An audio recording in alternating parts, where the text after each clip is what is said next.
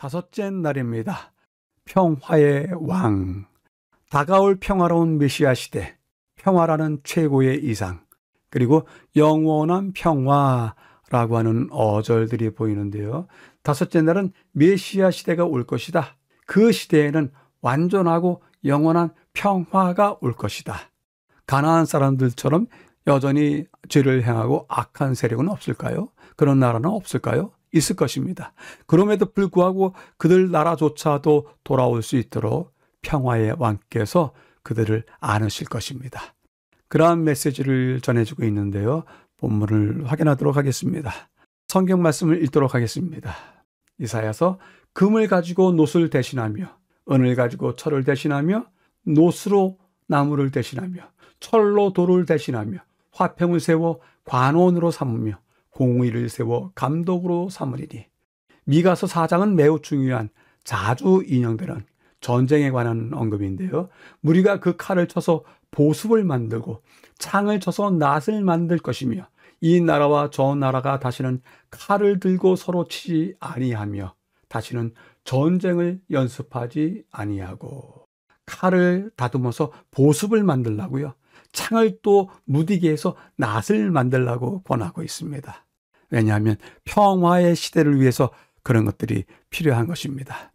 이번 주 교과의 초점은 구약에서 하나님께서 명하시고 도우시는 전쟁에 맞추어져 있긴 하지만 구약의 예언사가 말하는 또 다른 중요한 주제가 다가올 평화로운 메시아 시대에 대한 이상도 있다고 하는 것입니다.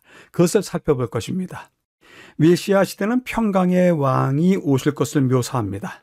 그분은 우리를 평화로 가득한 왕국, 곧 사자와 어린 양이 함께 풀을 뜯으며 해나 상함이 없고 평화가 다스리며 평화가 강같이 흐르는 세상으로 이끄실 것이라고 이야기합니다. 가운데 부분에서는요, 열왕기 하를 읽어보라고 하는데요. 엘리사에게 이르되 내 아버지여 내가 치리이까 내가 치리이까 하니 치지 마소서. 칼과 활로 사로잡힌 자인들 어찌 치리이까. 떡과 물을 그들 앞에 두어 먹고 마시게 하고 그들의 주인에게로 돌려보내소서 하는지라. 전쟁에 있어서 대적을 향해서 이러한 자비와 은혜를 베푸는 것이 어디에 있었던가요? 이 이야기에는 하나님께서 당신의 백성과 인류를 위해서 갖고 계신 원대한 목적이 담겨 있습니다. 엘리사의 주도로 적군이었던 아람 군대를 먹였던 이야기입니다. 엘리사는 그들을 학살하는 대신에 하나님께서 당신의 백성들에게 항상 바라시던 평화라고 하는 최고의 이상을 그들에게 보였습니다. 엘리사는 적군을 둘러싸고 있는 보이지 않는 군대의 압도적인 우위를 분명히 파악하고 있었습니다.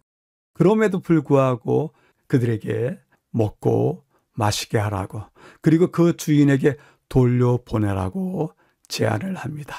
감동적이기도 하고 신비로운 순간이기도 합니다.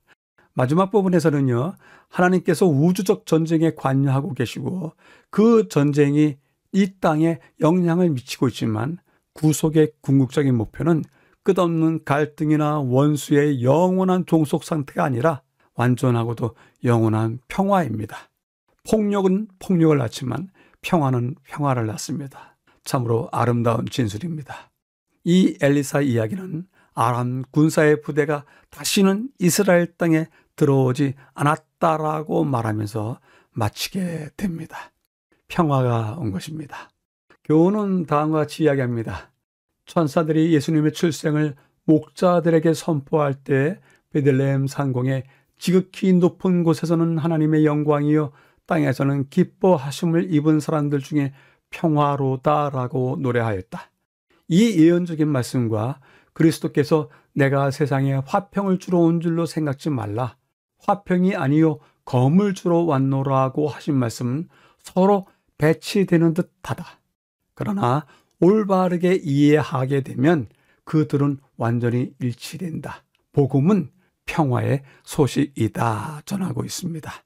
다섯째 날을 요약해 보겠습니다. 평화의 왕. 다루었던 주제는요, 다가올 메시아의 시대, 그때 평화가 강같이 흐를 것이다 라고 이야기하는데요. 메시아 시대, 우리가 바라봤던 그 시대와 더불어서 영원한 시대까지 이어지는 것이 아닌가 생각이 듭니다. 다른 어떤 이야기로는요, 다가올 메시아 시대에는 평화가 가득히 넘쳐 흐를 것이다. 우리 안에 평화가 가득히 넘쳐나는지요?